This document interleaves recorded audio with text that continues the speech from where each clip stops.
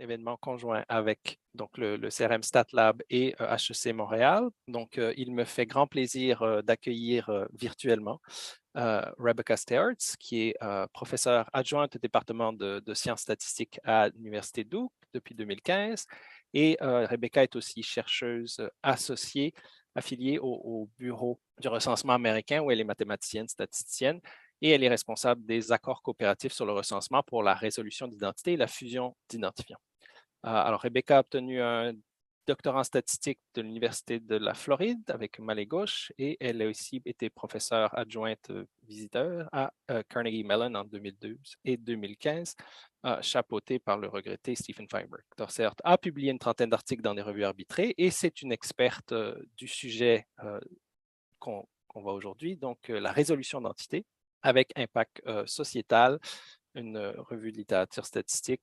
Thanks a lot, Rebecca, for accepting to give this talk. The floor is yours. Thank you so much for inviting me, Leo, and thank you so much for the invitation. I'm so sorry I'm not able to be there in person.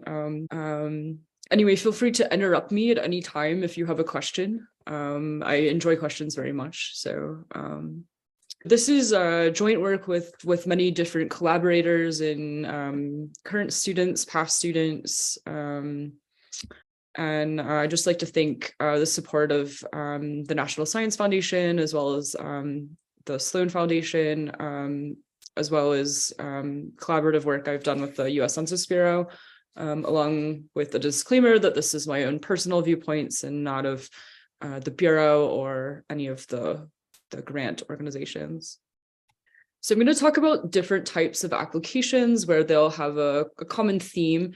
So, for example, there might be individuals, maybe collected from decennial census data or survey data where there's duplications, or maybe I'll be talking about healthcare data of different types of medical observations. Or I've also worked a lot with human rights, with the Syrian conflict, as well as past conflict in El Salvador. And there's many other applications, like in voter registration databases, many in survey methodology, official statistics, forensic science, for example. And so the data sets, they have this common theme that there's duplication in the data. And the amount of the duplication is typically quite small, making the data set sparse. And before we can actually apply some sort of prediction or an inferential method, it's important that we essentially kind of clean the data in a systematic way so that we can try and make accurate inferences or predictions. So in actuality, what we actually have is a data cleaning pipeline where removing the duplications is the third stage of the pipeline. So we end up with these very noisy data sources that start with data collection. And the first part of the pipeline is where we do some sort of schema alignment. So we basically turn all of the data sources into some sort of a structured data. So we might have a given surname, or a given name and a surname, and we might break that up into a first name and a last name as an example. So we basically try and identify what the common attributes of the data set are and structure the schema in some way. So that's one assumption. And then the second stage of the pipeline, what we do is we perform some type of dimension reduction. So it's quite costly, basically quadratic, to compare all records to all records. So instead, what we do is a type of methodology called blocking, where we partition or place similar records into what are called blocks or partitions or bins. And this can be done deterministically, or it can be done probabilistically. Now, entity resolution, this is where we remove the duplications such that we will get different clusters that refer to the same person. However, we don't know which one is the most representative. So in the fourth stage of canonicalization, which is also known as data fusion or merging or repair, we actually try and find the most representative record that maybe refers to the true version of my state of being right in this instant and moment. And in this repair stage or canonicalization stage, this is how we get a single integrated database such that we can actually finally perform a very simple regression model or a prediction model. So again, entity resolution is the process of merging together many noisy data databases that I'm gonna assume that they're structured to remove duplicate entities, and this is often in the absence of a unique identifier. Now, there's many different names for entity resolution, so it's often called record linkage, deduplication, duplicate detection, data matching, data integration, data cleansing. I'm sure there's other names that I may have left out, but these are some of the most common ones.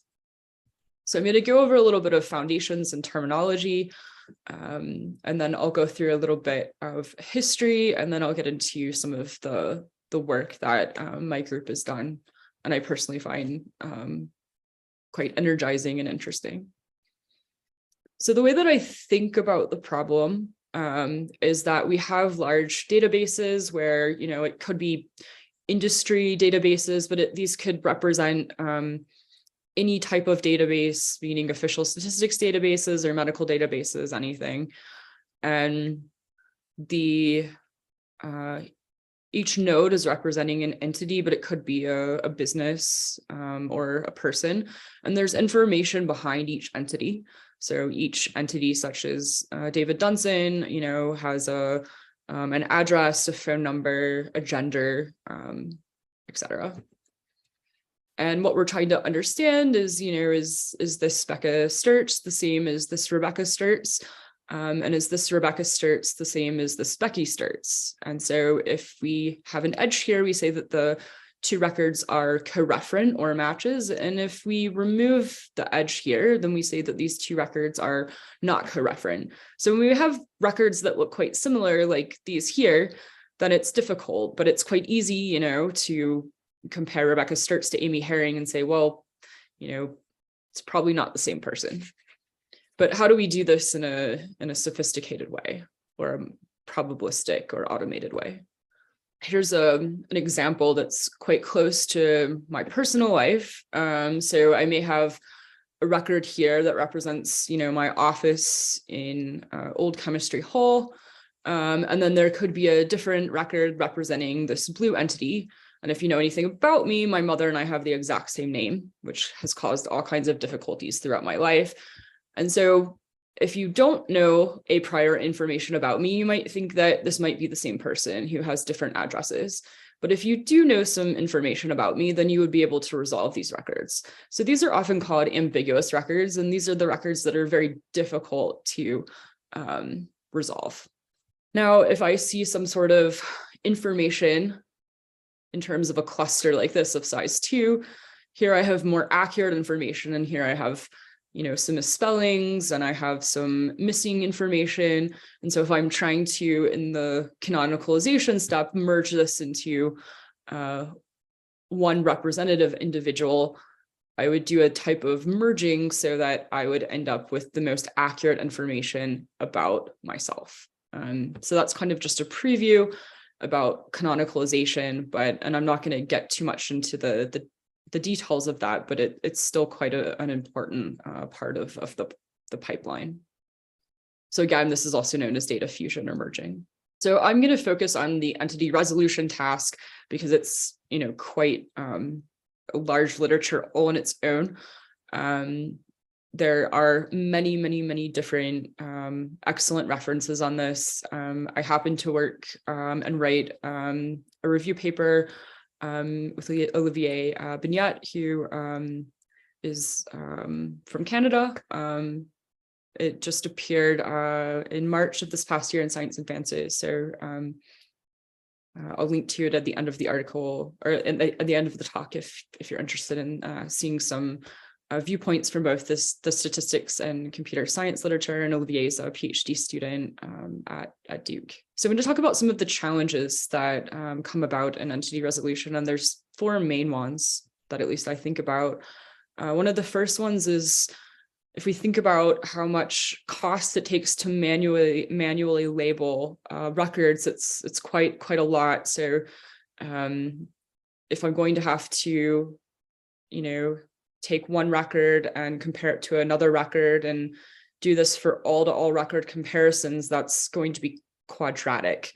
And then if I give that to just one person, that's going to take a huge amount of time and cost. So there's time and cost to manually labeling this type of data for supervised learning and evaluation. And then there's also errors that can be made in this because, humans we make mistakes.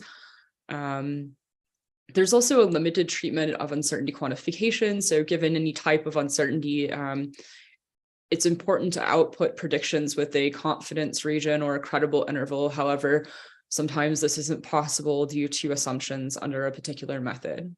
So I'll talk about this a little bit later on. Another issue with all methods is scalability. So if I think about, this red space here, this is looking at all-to-all record comparisons. So if I don't do any blocking with any entity resolution method, I have to do all-to-all record comparisons, and that's quadratic. So any method is going to have, any method, any entity resolution method is going to have to face this computational scalability. The other thing that we deal with is standard evaluation methods often will return imprecise estimates of performance. Why does this happen? Well, if we think about this pipeline, any error that we make from one stage to another propagates into the next stage, and it often can't be corrected. And so this is often why we have biases in our estimates that could potentially be problematic. So these are four extremely difficult challenges that we face with entity resolution and also just the general pipeline. So I'm going to talk about just the history of probabilistic record linkage. I personally just think it's really interesting. So the first statistical reference of record linkage goes back to Halbert Dunn, who's the chief of the National Office of Vital Statistics. And he talked about the importance of recording each individual's information in terms of a book of life. And he talked about how this was very important for official statistics, vital statistics. And if we think about this, we can imagine how this has impacted not just survey methodology and our official statistics agencies, but more broadly, public health, other agencies, and more broadly, other industries, decade by decade. It's also impacted a lot of researchers in terms of the work that they've done. So one of the first research papers on record linkage was by Newcomb, Kennedy, Oxford, and James. And this was in 1959 in Science. And this was the first automated algorithmic approach to record linkage. It was on vital records and computers. So this incredibly large computer that filled a whole room using the Datatron 205 was using a probabilistic record linkage method to match one database to another database in a fast amount of time for this particular era. This was an important paper because it most likely led to the proposal of Fellegi and Sunter, which I think is one of the most highly used methods by not just statisticians, but those in survey methodology. So this appeared in JASA in 1969, and they developed the first decision theoretic framework building off of the approach of Newcomb and collaborators. So what they did is they considered comparison vectors of records and framed it as a likelihood ratio approach. So if the likelihood ratio was greater than a threshold, then they determined the records were roughly a match, and otherwise the records were not a match. They also had an approximation of the algorithm that was semi-supervised, that utilized the EM algorithm that allowed for computational speedups. And that's the version of the algorithm that researchers tend to use today. It had some pitfalls like any method. So the methods were, of course, sensitive to the tuning parameters, such as that the threshold. They require training data. So if there's if we don't believe the training data is accurate, then our results won't be very accurate. The methods don't practically scale beyond 2 databases. So Mauricio Sedinle and Steve Feinberg in 2013 extended it to any number of databases. And it doesn't, if we think about a likelihood ratio test or a hypothesis test, if we try and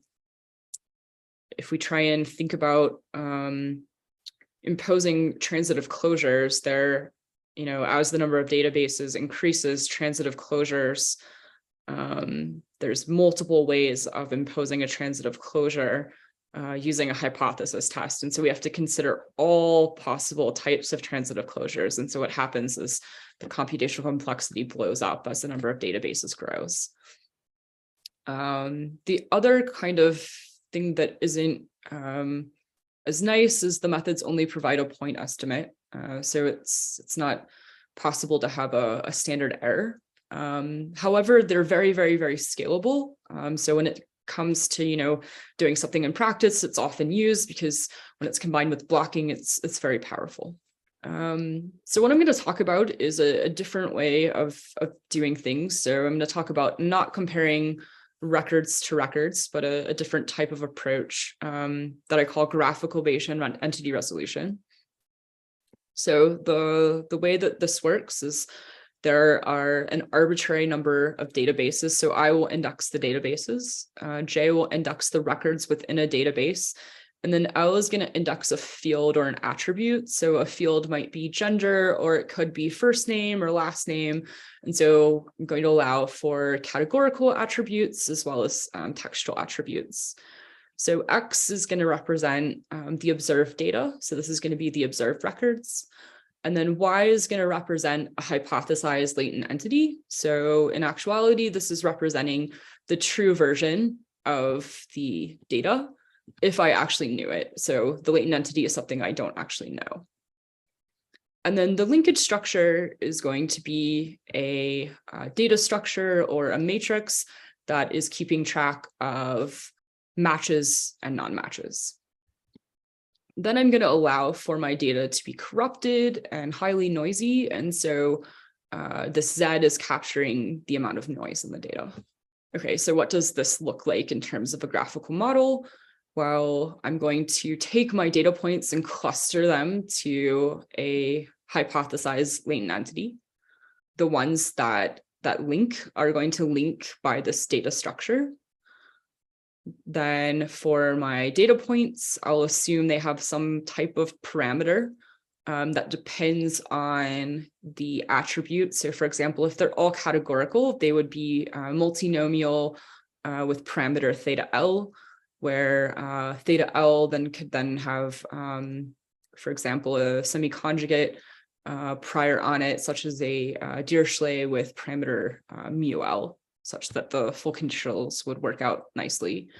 Then for the distortion, I'll have some sort of noise here, Z. So one easy choice here is using a hit and miss model. And so this would be, for example, a Bernoulli coin flip, where then I could put a beta prior on here to then make that semi-conjugate with hyperparameters AL and BL. So this has ended up leading to a lot of collaborative work, publications, open source software.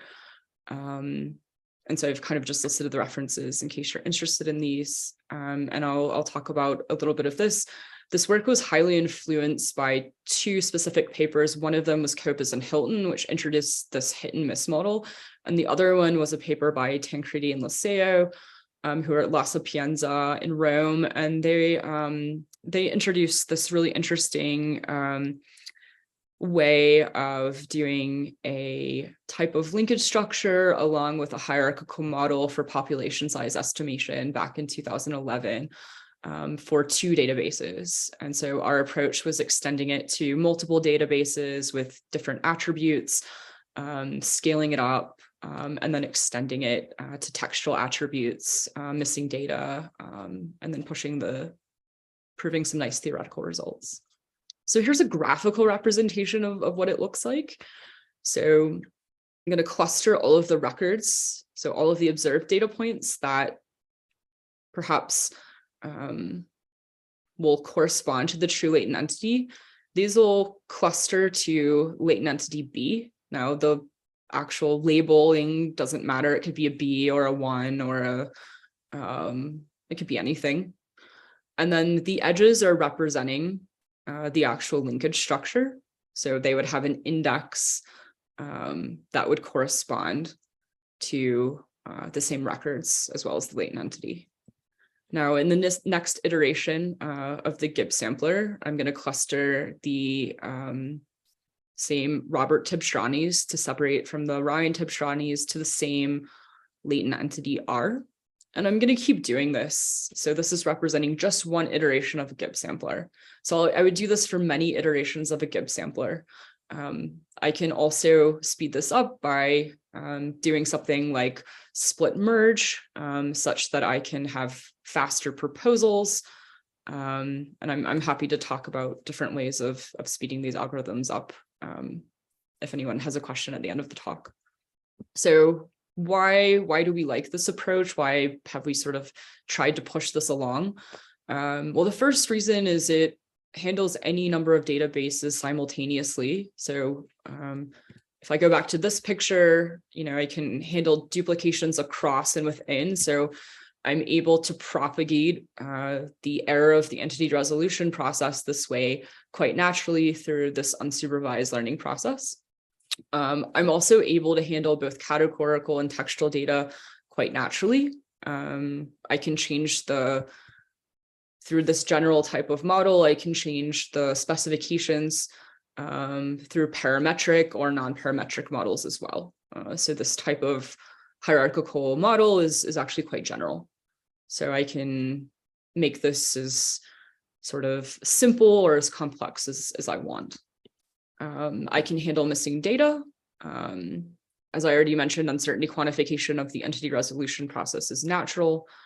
Transitive closures are nearly free. One way to see this is here I have a bipartite graph. So from this, using decision theory, I can derive what we did in my 2016 paper with Rob Hall and Feinberg in JASA, the concept of the most probable maximal matching set, which ends up allowing me to prove that I have transitive closures.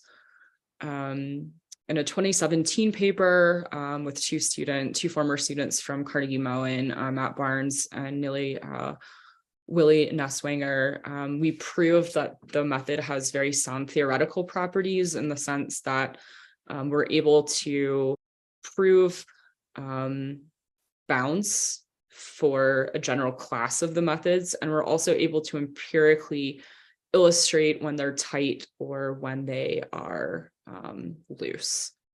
And to our knowledge, this is the only class of models that this has been illustrated for. We've also illustrated the theoretical properties, which I'll highlight close to the end, which we call the microclustering property. I'll go through this. I'll go through the microclustering property towards the end of the talk.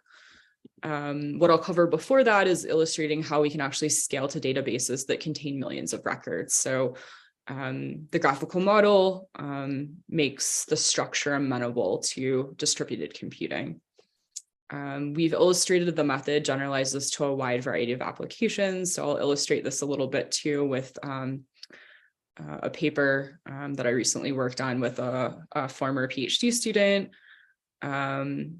We've illustrated it has equivalent or better performance to alternatives such as random forest, Fellegi, Sunter, Bayesian adaptive regression trees, and some other models. The software is open source and freely available to nonprofits, and it can be found on my GitHub page.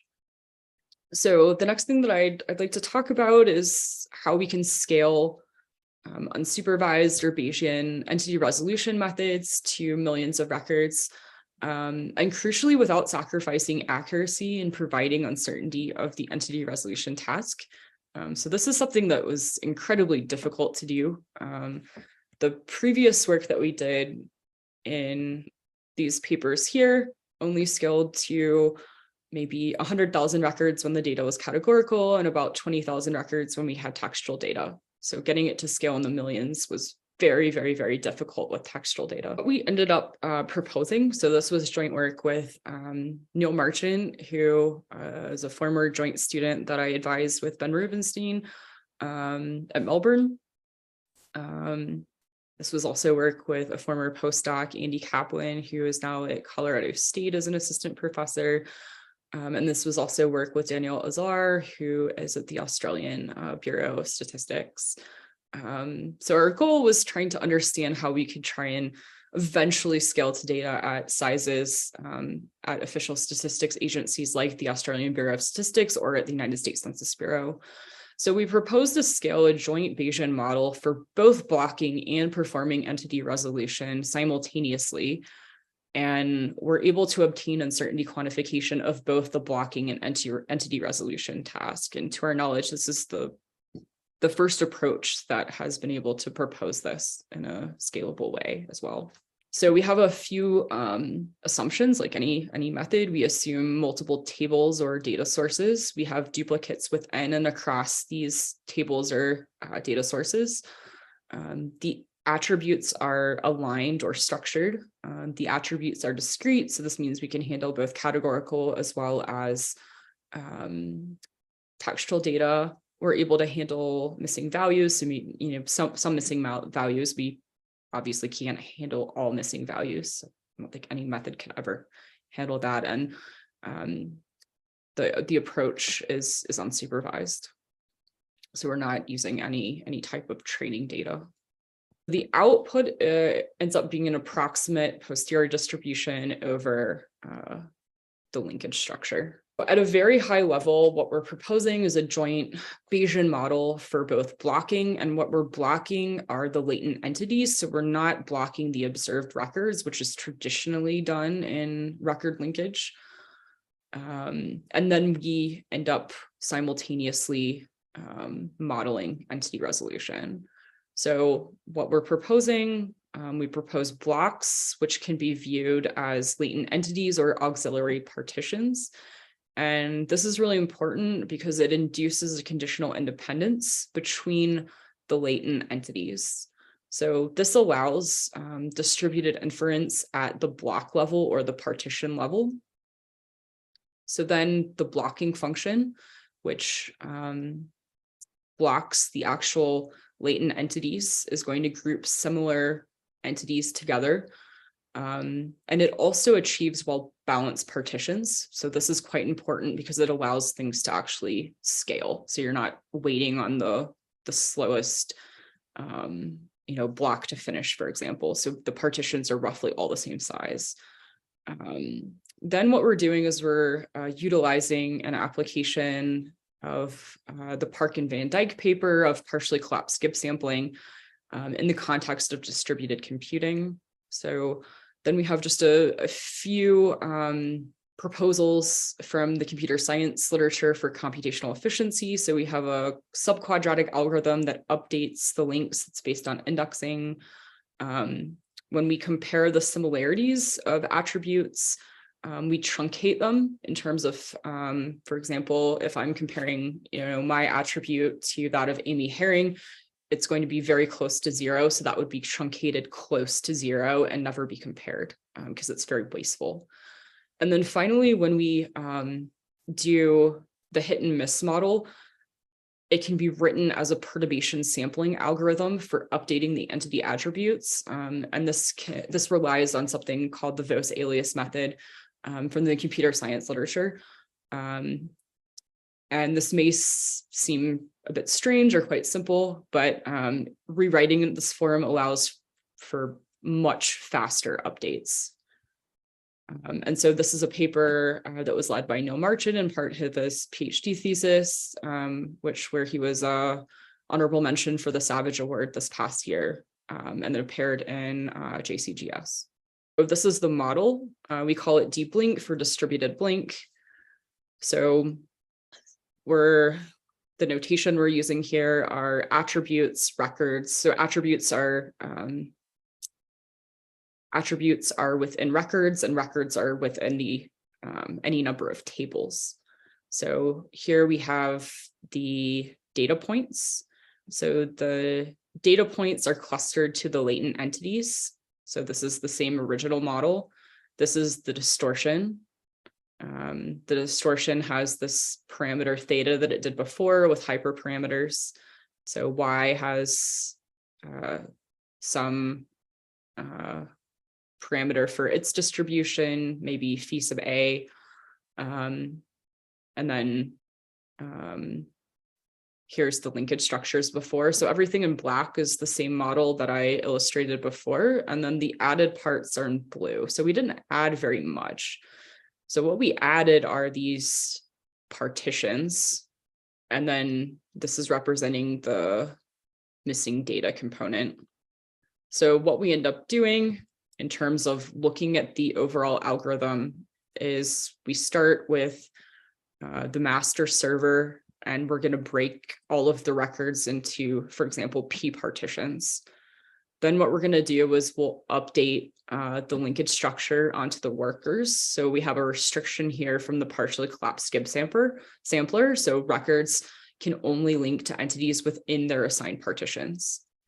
So when we go to the next step, by construction of the partially collapsed skip sampler, we can update now.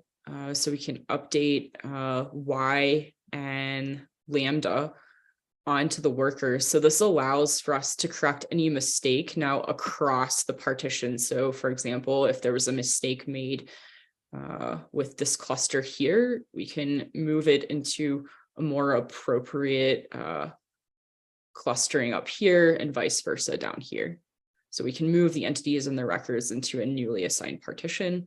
So finally, in step 4, we can see the newly assigned partitions will update the distortion variable, we'll update the distortion variable, and then we'll update any summary statistics onto the workers. These will be broadcast to the master, and then we'll repeat this process all over again. So this is the high-level view of what we do for this distributed MCMC process. So in terms of the experiments, we implemented, Neil implemented this. He implemented deep link in Apache Spark using Java and Scala. There's 3 real and 2 synthetic data sets that we first looked at. So for the synthetic, we looked at a synthetic data set that came from the Australian Bureau of Statistics. So this comprised of 600,000 records. The total number of true entities was 400,000. So we know this because for these particular methods or these particular data sets, we have a unique identifier. These are the total number of tables or databases. Here, there's only 4 categorical variables because for confidentiality reasons, the textual data of the individuals had to be removed since it was coming from the ABS. This RL data 10,000 data set is highly used as sort of a benchmark in the record linkage literature. It's based on a German first name, last name, and full date of birth, and it has quite a bit of missing data in it. It has 10% duplication, as you can see from here. Then we looked at a voter registration data set from North Carolina. So it's the North Carolina voter registration data. It's a subset of it because it's very, very, very large. It has a rich amount of information, such as first name, last name, telephone number, address, city, things of that nature. And it's a pretty clean data set because it's updated very often. Next data set we looked at was a healthcare data set, which is the National Long-Term Care Survey. So this is a longitudinal data set where it's looking at the health and well-being of those that are over 65 years old. So there's duplications within each database, but not across databases. So individuals basically join a study and then they may drop out or pass away as the survey continues due to confidentiality reasons, using that in quotes because it's, you can still, as you'll be able to see, we're able to identify a lot of the individuals. We only have categorical attributes. So the categorical attributes we have are full date of birth, the state they lived in, the state of the provider that they lived in, and gender. Then the last data set we looked at is a data set looking at the health and income, the income and wealth of a survey of households in Italy for all of the regions of Italy. It has a large number of categorical attributes looking at different things such as gender, income, employment, things of that nature. So a lot of categorical type of variables. So we tried to look at a lot of different types of data sets before looking at a real case study. So one of the first things that we looked at in terms of comparisons was comparing its predecessor, which is called blink, to de-blink. So on the left plot, what we have in red is a convergence diagnostic of a trace plot looking at blink in red versus de-blink in teal. And this is just for RL data 10,000. So for blink, it failed to converge in 11 hours. So it's very slow to mix for a Gibbs sampler. This is true for all of the data sets. It needs other computational speedups, but we can see for de-blink, there's no evidence that it's failing to converge. We can dig more deeply into the issues that are going on. So for example, it's failing for blink, it's failing to converge for a birth month. It's more severely, I would say, failing to converge for first name and last name. So we see more issues when we deal with textual data versus categorical data. So one nice thing is when we use distributed computing and when we can apply the partially collapsed Gibbs sampler, we get a lot of evidence that things are not failing to converge. And so this is just these are some of the types of convergence diagnostics that we looked at in this paper. And so we're able, because we're looking at things in terms of attributes and not comparison vectors, we can actually look at these plots attribute by attribute to see sort of what's going wrong or no evidence of failure to converge. Sorry, Rebecca. Sure. Can I ask a question? So in the previous plot, I guess the de-blink is the one that converged on the right. And so, but you were saying that the first name didn't work well for blink? Oh, so you can make blink, you can illustrate that blink will not fail to converge, but you have to run it for about 2 days. Okay. So it's gonna, so the birth month didn't converge, but the others converge very slowly. So are you looking at the right or the left? The right. The right. So yeah, I would personally say that birthday and birth year, I don't see evidence of failure to converge, but birth month, I would want to run that for longer. I'd say there's more severe issues with first name and last name. But why is the blue on top if so failure to converge is illustrated by the method not being stable, or? Correct. Okay. So it's not the actual value, it's just the stability of the estimates over time. Correct. Okay, thanks. Yeah, absolutely. So this plot's a little bit strange in terms of a statistics audience. This is something This is a type of plot in computer science we call posterior bias plot. So in essence, we're putting all of the data sets onto the same plot. We're looking at percentage errors where 0 would be perfect. So if it's minus, it means the error is going in sort of the negative direction. So it's the error is being underestimated. And if it's positive, it's being overestimated. So as an example, roughly, let's see, the posterior estimate of the error here for RL data 10,000, the error is being underestimated roughly by about 10%. So what we see here is that if I look at the easy cases first, so if I look at the ABS employee and the national voter file, these data sets we think don't have a lot of noise in them. So they're quite close to the ground truth. So this bar here is comparing to the ground truth under the unique identifier. So here we're slightly overestimating the total number of unique identifier, or the total number of true entities, and here we're slightly underestimating the true number. Now, if I start talking about the National Long-Term Care Survey as well as the categorical data set from Italy, well, why is the error? Why is there a lot of error? Well, it's categorical. So if I think about this intuitively, there's going to be a lot of individuals that will, the algorithm will say that they're the same because they have all of the same categorical attributes, or they could just be off by one.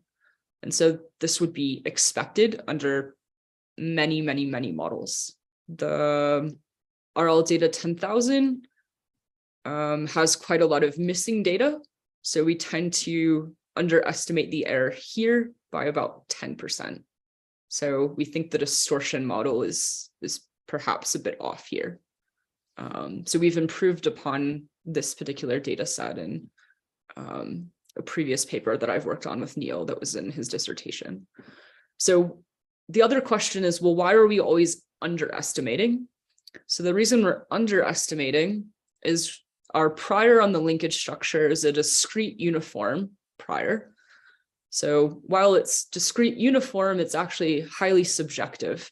So something I proved in my paper with Hall and Feinberg as 2016 is that you can show that the partition that it leads to will almost always underestimate the true estimate. And you can also illustrate this empirically. So this is why it's happening. Now you can fix this, and we have fixed this using subjective priors on the linkage structure. However, then the computational complexity breaks down because we can't use distributed computing anymore. So this is sort of something we're still thinking about and trying to see if we can get around. So the final application that we looked at was a case study applied to the 2010 Decennial Census. So this is results. So these are very limited results because of the fact that they're highly private in terms of working on the 2010 Decennial Census. This was matched to what's called the numident. So it's roughly using Social Security data for the state of Wyoming. Why Wyoming? Wyoming has a very, very, very low response rate for the decennial census. So the idea was, well, it's also quite noisy in terms of the data. So we wanted to look at something with a lot of noise, but also where the response rates were quite low. And we also wanted to look at an application that had over 1 million data points of merging two different data sets. Also, not every individual has a social security number, so we only have partial unique identifiers. So we looked at pairwise evaluation metrics using these partial ground truth identifiers for these. The unadjusted count that was reported for the decennial census was this number here. Intuitively, because of the response rate, this would be thought to be an undercount. So we can see that our precision is around 0.97. Our recall is about 0.84. If we look at the harmonic mean of that, it's going to be roughly 0.9. So the method is doing, I think, quite well. If we look at the posterior population size, or the posterior estimate, it's around 616,000 with a standard error that's very closely centered around, and that's because of the discrete uniform prior. So this most likely needs a bias correction. But the posterior mean, if we look at the posterior mean, it's getting an increase basically because we're grabbing information from Social Security numbers of individuals that most likely did not fill out the decennial census. So that's where these individuals are coming from.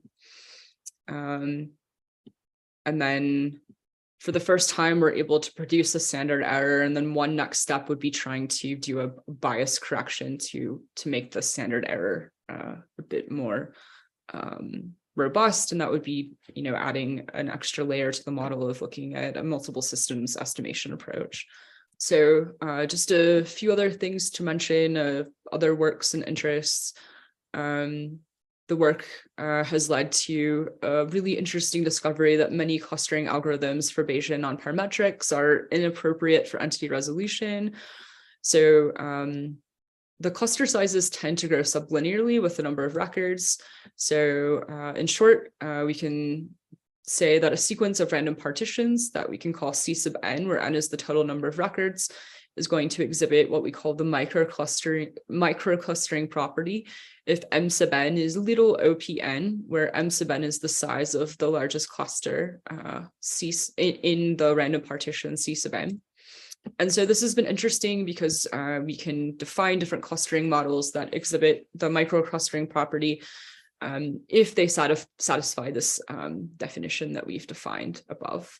So this has led to interesting theoretical properties work, empirical studies, and this was part of my career award from 2017. So currently I'm doing some work on speeding up algorithms for microclustering models. So these microclustering models are part of Bayesian nonparametrics, and this allows for a subjective prior to be put on the linkage structure. So here we're looking at a Dirichlet process for a simulation study with a Pitt-Mignor. So we can see that we're not actually able to get the number of singleton clusters, which is quite important for record linkage because we usually have a large number of singleton clusters. However, if we use one of the proposals from the microclustering priors, for example, for this one, we're able to actually recover the singleton clusters, and we're able to do pretty well with this negative binomial one as well. And so we can do this for different, this is just one of the many different simulation studies that we did in a paper with Brenda Benecourt, who is a former postdoc of mine, who's now at NORC, as well as Giacomo Zanella, who's an assistant professor at Bocconi. These are just some other types of work that I've done. I've enjoyed working on human trafficking, modern slavery, an application to El Salvador, scaling Bayesian Fellegi Sunter models, comparing different types of entity resolution models, and then working on types of human in the loop learning to applications of voter registration records. So I'd just like to thank you so much for the invitation, and I'd be very happy to answer any questions if you have any. Thanks, Rebecca, for the great talk.